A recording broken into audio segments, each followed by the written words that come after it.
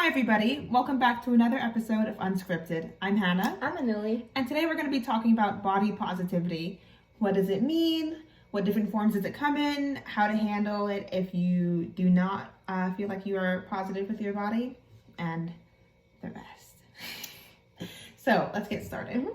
What is body positivity?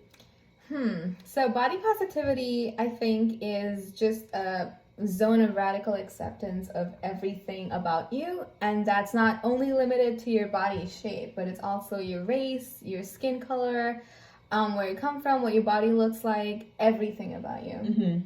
Yeah, and I think it's also important to know that acceptance of who you are and your situation doesn't necessarily have to mean that you're going to leave it at that. Mm-hmm. If you're confident in yourself and you love yourself and you're like positive with your body, that's great. And it's still okay to want to lose 10 pounds or gain 20 or whatever it is. It's still okay to want to make changes, but it's being accepting of yourself the way you are now and having a positive stride forward in a healthy way to attaining the goals that you want. Yeah, I think it's really important, as you said, to understand that your change should be because you want to better yourself. It shouldn't be because you hate yourself, because that's very important to understand. Because when it comes from hate, there's never going to be anything that you're going to be satisfied by, because the hate is for your body from you. So irrespective of how it looks, like, you're still going to keep hating yourself. You're still going to be unhappy with the way your body looks. And if you think about it, depending on the change you want to make, a lot of times that's not actually going to fix the problem that's going on in your life. You think that maybe by losing some weight, then you'll be more attractive to whoever it is, but that might not really be the case. And when that doesn't happen, you think, wait a minute, so what really is wrong with me if that is not yielding the results that you want? So you have to think about, am I doing this for the right reasons? Am I trying to become healthier? Am I trying to be a better person? Or are you doing it because you want something from somebody else? If you're doing it for a reason outside of yourself, then that's indicative of something else that's going on. And really, you may not need to be focusing on your body at all. You need to be focusing on something else going on in your life. I agree. So let's talk about the different forms that body positivity comes in. So like we talked about weight as one of them. So I know you want to talk about like fat and skinny shaming. Yeah. So fat and skinny shaming obviously come under body shaming, but unfortunately they stem from the standards that are laid down by society, you know? So with body shaming, I feel like there's nothing really wrong with anyone's body. It's just they're not in parallel, or they're not fitting the mold that society has laid down for us today. And that is the real enemy, you know? You think about all of these, I think we're talking about this, you think about all of these like airbrush models and, you know, with Photoshop images that you see and you grow up looking at, and you start believing that that's how you're supposed to look like. And then automatically you start hating what you see in the mirror, unfortunately. And that is the founding moment of the society's mindset. And it keeps going on and on and on. It's kind of like a chain reaction. And with hating yourself, you also start hating everyone that doesn't fit the mold. And that's what stems, that's what causes fat and skinny shaming. And again, so my point here is that the bodies or the shapes are not the enemy. It's just the society's mindset. And something about the airbrushed and photoshopped photos, we hear growing up sometimes too, like, don't worry about it, those people are like, they have the edits in the magazine and everything like that, but that's not real life. We get told that all the time. But I also get told all the time that, like, just because you have a lot of money doesn't mean you're happy. But I don't have a lot of money, so I can't discount that theory exactly. And I think if I had more, I would be much happier. Wouldn't we all? Right? So, but I told Anuli this, and my mom was a model for a long time. And so growing up, I had a closer relation to knowing maybe what that world would be like. So you would easily say, like, oh, this is how they did that or whatever, or this is what it's really like to shoot in this environment for this season, for this collection of clothes or whatever it is. So that for me wasn't necessarily an issue, but it's important to, when people are telling you something like this, you have to believe them. And even if they aren't telling you this, you have to try and believe it for yourself. Yeah. I think it's important to remember nothing is perfect. You know, even the pictures that you see, there is hours and hours and days spent and a whole lot of money and a whole lot of Photoshop into making those images look the way they are. Yeah. So I think this is just to all the young girls and young people out there that are watching and are influenced heavily by these images, that this is just a reminder that, you know, that's not perfect, and beauty obviously lies in the eyes of the beholder. So. Something else you wanted to talk about were eating disorders. And I particularly wanted to bring up recognizing eating disorders in athletes and especially men. So when you think about eating disorder, what's the first image that pops into your mind? Of a woman. Me too. Yeah. I think of usually like a teen girl because growing up, you hear, I feel like it's especially targeted towards teen girls, knowing about eating disorders and that. And we know the signs of it. It's maybe missing your period. It's not growing in some areas and maybe in others and whatnot. But especially in athletes and in men, those things aren't really going to, you're not going to really see those things so much.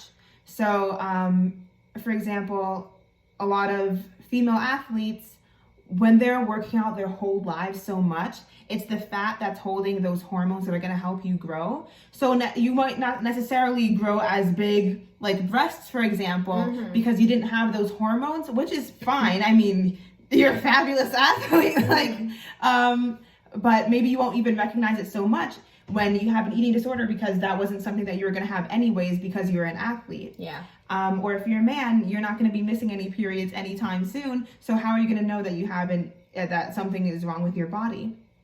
And then especially when your coaches and your teammates aren't necessarily pushing you to do it, which sometimes they do, but they are proud of you when you are, you know, dropping the weight that you had to drop to qualify for whatever race it was. So it's important to think that these don't exist in just like the teen girl population that you see maybe on the TV shows or in your school or whatever. Like this can exist in any form, especially amongst people that you might think would be the last people to have it. An athlete who cares so much about their body and whatnot may realize that they actually have an eating disorder. It's not actually helping them. So what do you think about, I guess, eating disorders and maybe recognizing them or dealing with them and things like that? Have you ever had a friend maybe that you thought might have an eating disorder? I have never had any personal experiences with friends or myself for that matter. But I do think it's important to be aware of your food habits, and I think recognizing the eating disorder comes from awareness of your food habits. So it's important to understand that people from all kinds of backgrounds could be susceptible to eating disorders. It doesn't necessarily have to be that girl, or it doesn't necessarily have to be only girls. You know, it's also very common in boys. And unfortunately, you know, with our society, we aren't really, we have a clear distinction between girl problems and boy problems. And so there is no interlap for a problem that involves both boys and girls. Yeah. And so it's important to understand that anyone can have this, and it's important to be sensitive to it. Yeah. And just so you guys know, I watched the episode of Real Sports. If you like just Google Real Sports and then you like male athlete eating disorders, that's where I got my information from, and also on NPR, you can search that up as well. What else was I going to say? Oh, if you think that somebody has an eating disorder, or maybe like your friend has, this happened more than once, where I thought, like, me and some friends thought that maybe another friend of ours was skipping a couple too many meals and whatnot. And so we would tell, this was when we were younger, we told an adult, and the adult was able to reach out and, you know, check in on the person. And our friend was very thankful that we were paying so much attention to them. So if you think that maybe a friend has an eating disorder, but you don't want to be like, hey, listen, like, why are you, you don't want to confront them, or you feel uncomfortable kind of asking about it because maybe they wouldn't be open to admitting it, then you can talk to an adult that you know would be able to go about it and handle the situation correctly, and then hopefully get that person help. I agree. So another thing that I thought about when we were discussing bringing up body positivity as a podcast is colorism. And that's, I guess, really because it's a research paper that I'm working on right now, especially focusing on like skin whitening and bleaching and things like that. And well, I could go off all day about this, but first let me ask you, Anuli, do you have any thoughts on the subject? Oh, I do. The only thing I can say about this that I really want to say, and I want to stand on the top of a hill and I want to scream it out into the world: all colors are beautiful. And I think people should be so proud of their color, because that's a representative of where you come from. And that's not just the skin color, that's not just a physical quality, it shows your entire heritage, you know, it's your whole lineage. And I think it's something that you should be so proud of. And I hate that, you know, we have a world where people are discriminated against based on color, or like I said before, race, or, you know, they're being judged for it. And that just honestly breaks my heart. Yeah. And I think a lot of people don't necessarily know how much of an issue it is. Yeah. Especially in communities of color. And the thing is, too, is that you have to recognize when people are bleaching or whitening their skin, it's not, don't think, oh my goodness, that's like a personal thing that they're going through. Nobody would necessarily choose to go through this process that is oftentimes painful and can cause permanent and life-threatening damage just because they woke up and were like, I think this is what I'm going to do today. It usually has to do with outside factors, whether it's family, and it is always validated in society. You hear in songs, in children's movies even, preferences for people with lighter skin. So it's not just something that's all in their head, because there are tangible benefits in our society, unfortunately, for having a lighter skin color rather than a darker one. And I think if you don't necessarily think that you're going through this, then you most likely know somebody that is. So that's something that you have to be aware of, I think. Yeah, and again, like with trying to go through skin lightening or bleaching is also a physical side effect of something like this. But and I think another important thing to understand is that it isn't only physically limited. Like, you know, it's not just like the bleaching and everything that stems from a complex that they've developed over the years, you know, with thinking only white skin is beautiful and only thinking looking a certain type of way is, you know, the best and can get you the most ahead in life. All of the minority communities are shaped around that thought. You know, so we've heard and we've read stories of so many people growing up being forced to use fairness creams or being forced to bleach their skin, and that comes from years and years and years of the same thought that oh, our skin color is not the greatest, it's not good enough, and so we need to change. But I honestly sincerely wish that we would all just take a look at ourselves and look at how much power we have as individuals, you know.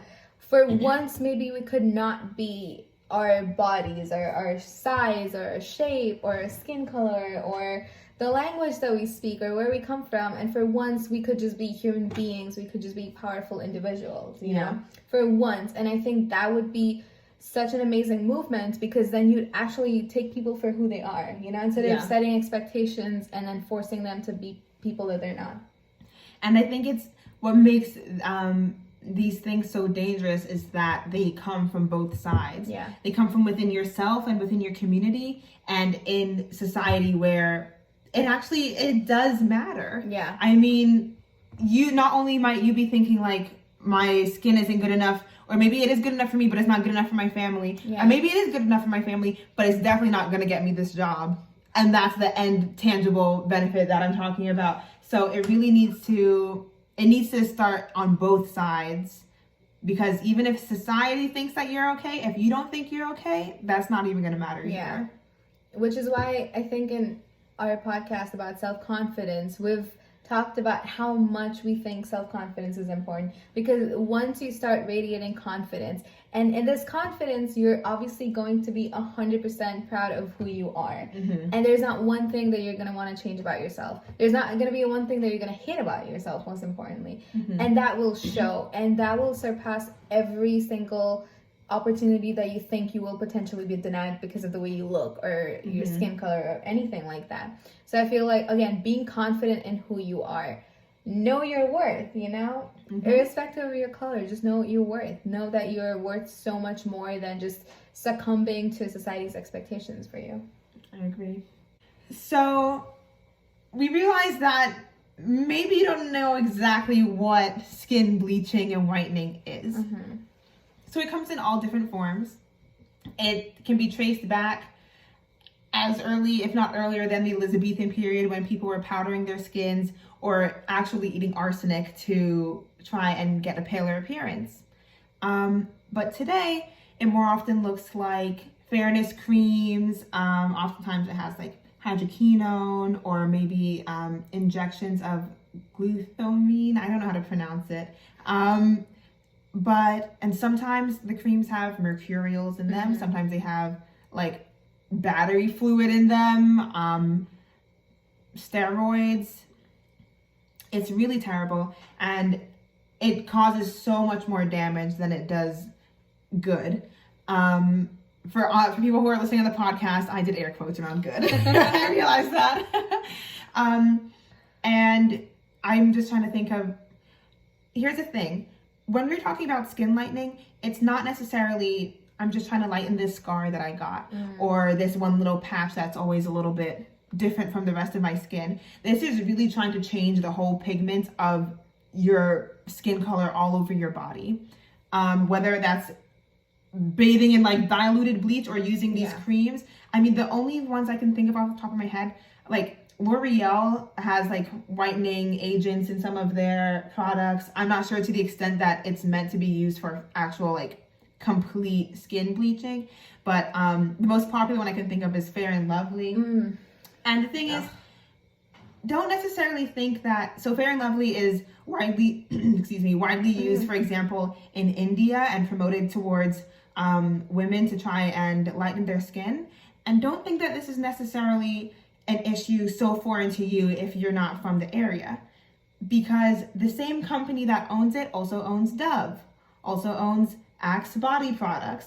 You probably use at least one of those three, if not all of the other products that the parent company owns.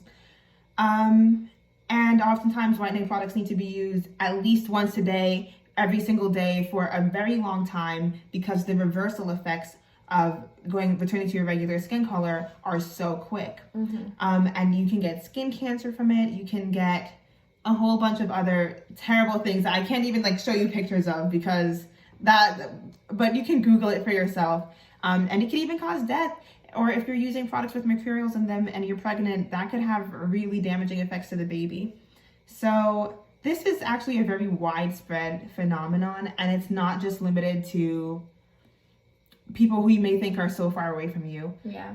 I almost guarantee there's somebody in your classroom that, if at least doesn't know about it, that has maybe even experienced the pressures, or has had some up close and personal experience with it. So it's important to, when you see especially young impressionable kids, tell them, listen, your skin color is beautiful. Oh my goodness, I love it so much. Even if you think, okay, that might be a little cheesy, or that's a little bit much, I'm not just gonna go tell somebody that. I've been told that, I've seen my friends be told that, and just the effect that it has on you, you're like, wow, that was really nice to hear. If you see, even within families, sometimes it's so unfortunate that maybe like one sibling is lighter than the other and gets preference because of that. It's not necessarily something that is so crazy and out there. I mean, it's happening right in your backyard probably, and hopefully now you can be more aware of it. Yeah. So I think one thing to take away from that is to see how easily all of these giant companies can capitalize on your insecurities. And it is up to us to not give them the opportunity anymore, because you don't know how many people are hell-bent on taking advantage of the fact that you hate the way you look, or you hate how your skin looks, you hate your skin color, and people are just waiting to make money from that, and you're not going to give them the opportunity. So the best way to do this is to just love yourself, be empowered with your skin color, be empowered with your culture, everything that you stand for, and that's the way to go. So that is it for today. We're going to go ahead and provide a quick little summary for you guys. So we talked about body positivity, and we talked about what it is. Body positivity is basically radical acceptance of the way you look, irrespective of your skin color, your race, or anything of that sort. And you know what? Well, it just occurred to me, I feel like when we say radical, it sounds like so crazy to be done. Yeah. And the thing is that it shouldn't be crazy to be done. Yeah. But the fact that body positivity is radical, because in society we're so used to feeling put down by some part of ourselves in one way or another, that body positivity has to be seen as radical. But if we all start making strides towards it, it's going to have to become the new normal, which I'm looking forward to. Yeah, that reminds me of a quote, in a world that tells you how to look, wanting to be yourself is an act of rebellion. And that's why we call it radical acceptance, because no matter what, nobody can tell you there's something wrong with you, and radical is just being completely in love with every part of yourself.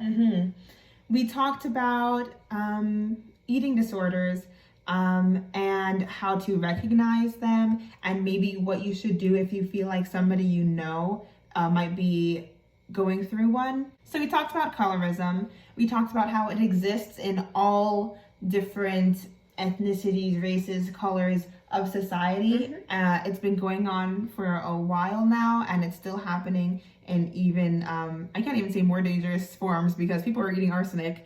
We also talked about how it might be closer to you than you think. Maybe it's just somebody in your classroom that's going through this. And we talked about how the standards laid down by society can form years and years of complexes that can be carried down through generations. So it's our responsibility as the youth, as our generation, to make sure we break down these generational curses and make sure our future generations are not impacted by this. Very true. Alrighty. I'm Hannah. I'm Anuli. And thank you so much for watching another episode of Unscripted.